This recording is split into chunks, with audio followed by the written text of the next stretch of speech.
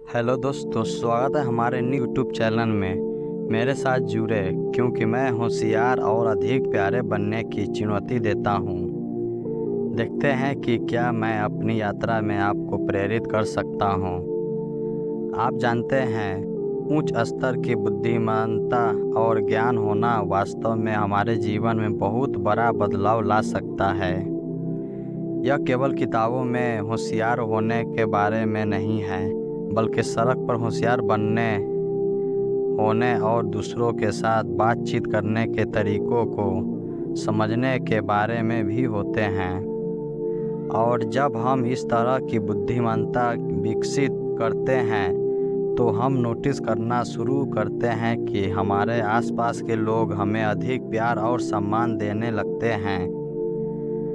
हम में से कई लोग ऐसे परिस्थितियों में रहे हैं जहां मैं लगा कि हम अपने सर्वोत्तम प्रयासों के बावजूद पर्याप्त अच्छे नहीं हैं। हम दूसरों की मदद करने की कोशिश करते हैं, हम दयालु होने की कोशिश करते हैं, लेकिन किसी तरह हम कभी भी अनदेखा कर दिया जाते हैं। हमें लगता है कि हम अदृश्य है और यह बहुत निराशाजनक एहसास है। मुझे यकीन है कि आप में से कई लोग इससे संबंधित हो सकते हैं। अपने बहुत प्रयास किए हैं, लेकिन कोई भी इसकी सराहना नहीं करता है। आपने सब कुछ सही किया है, लेकिन किसी तरह आप सभी भी प्यार और प्रशंसित महसूस करते हैं। यह भावना बहुत ही निराशाजनक हो सकती है और यह हमें अपने स्वयं के मूल्य पर सवाल उठाने पर मजबूर कर सकती है। हम सोचते लगते हैं कि क्या हम वाकई काफ़ी अच्छे हैं या हम कुछ चीज़ों के लिए उपयोग नहीं हैं। और यही वह समय होता है जब हम खुद पर और अपनी क्षमताओं पर संदेह करना शुरू कर देते हैं। लेकिन मैं आपको बताना चाहता हूँ कि यह आपकी गलती नहीं है। आप समस्या नहीं है। समस्या यह है कि आप दूसरों के साथ अपने व्यवहार में होशियार और समझदार नहीं हैं।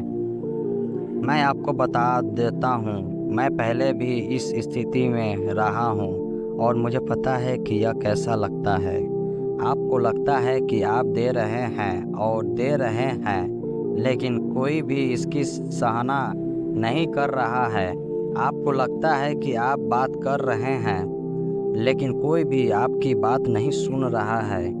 लेकिन फिर मुझे एहसास हुआ कि समस्या दूसरों के साथ नहीं थी, समस्या मेरे साथ थी। मैं अपने व्यवहार में होशियार और समझदार नहीं था। मैं प्रभावी ढंग से संवाद नहीं कर रहा था और मैं सिवाय निर्धारित नहीं कर रहा था। एक समय था जब मैं सोचता था कि होशियार और समझदार होने का मतलब किताबी होशियार होना है। मैं सोचता था कि अगर मैं बहुत सारी किताबें पढ़ूंगा और बहुत सी नई चीज़ें सीखूंगा तो लोग मेरे अधिक सम्मान करने लगेंगे। लेकिन यह सच नहीं है। होशियार और बुद्धिमान होना सिर्फ ज्ञान के बारे में नहीं है। यह मानवीय व्यवहार को समझने और दूसरे के साथ प्रभावी ढंग से बातचीत करने के बारे में जानने के बारे में है। यह दयालु, करुणालय और सहानुभूति होने के बारे में है। मैं आपके साथ एक कहानी साझा करता हूँ। रोहन नाम का एक लड़का था जो बेहद दयालु और मददगार व्यक्ति था। वह हमेशा दूसरों की मदद करने के लिए अपनी हद से बाहर निकल जाता था, लेकिन उसके बेहतरीन प्रयासों के बावजूद लोग हमेशा उनसे हल्के में लेते थे। वे कभी उसकी सराहना नहीं करते थे और वे कभी उसका सम्मान नहीं करते थे। रोहन बहुत निराश था और उसे नहीं पता था कि क्या करना है। उसे ऐसा लगता था कि वह अवश्य है और यह बहुत दर्दनाक एहसास था। रोहन को खुद पर और अपनी समझताओं पर संदेह होने लगा।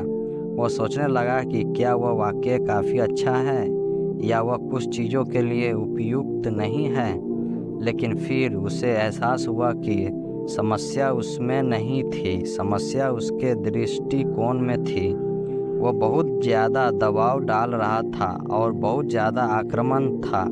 वह लोगों को अपनी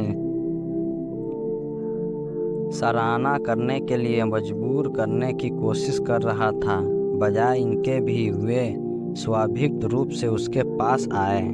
रोहन ने अपना दृष्टिकोण बदलने का फैसला किया और अपनी बातचीत में अधिक चतुर और बुद्धिमान बनना शुरू कर दिया।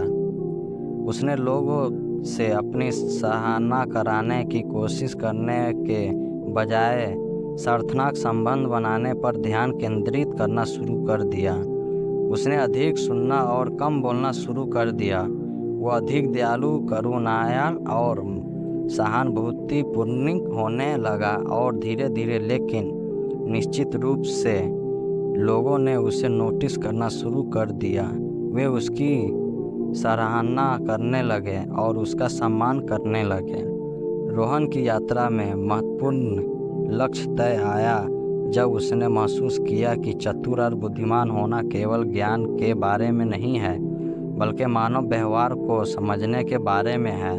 उसने महसूस किया कि लोग आपका सम्मान इसलिए नहीं करते कि आप कितना जानते हैं, वे आपका सम्मान इसलिए करते हैं क्योंकि आप उन्हें कैसा महसूस कराते हैं।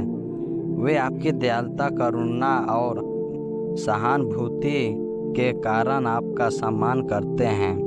रोहन की कहानी हमें सिखाती है कि चतुर और बुद्धिमान होना केवल किताबी चतुर होना नहीं है, यह सड़क पर चतुर होना है। यह समझने के बारे में है कि दूसरों के साथ प्रभावी ढंग से कैसे बातचीत करें और सार्थक संबंध कैसे बनाएं। यह दयालु, करुणामय और सहानुभूति होने और दूसरों को अपने बारे में अच्छा महसूस कराने के बारे में है। तो रोहन की कहानी से मुख्य सीख यह है कि समझदारी और दयालुता रिश्तों को बदल सकती है। जब हम स्मार्ट और समझदार होने पर ध्यान केंद्रित करते हैं तो हम दूसरों के साथ सार्थक संबंध बनाना शुरू कर देते हैं। हम उनका सम्मान और प्यार अर्जित करना शुरू कर देते हैं और हमें महसूस होने लगता है कि हमें देखा और सुना जा रहा है। देखने के लिए धन्यवाद दोस्तों। अगर आपके पास कोई विचार या टिप्पणी है तो कृपया उन्हें नीचे टिप्पणी अनुभाग में साझा करें। अधिक प्रेरक सामग्री के लिए लाइक और सब्सक्राइब करना ना भूलें।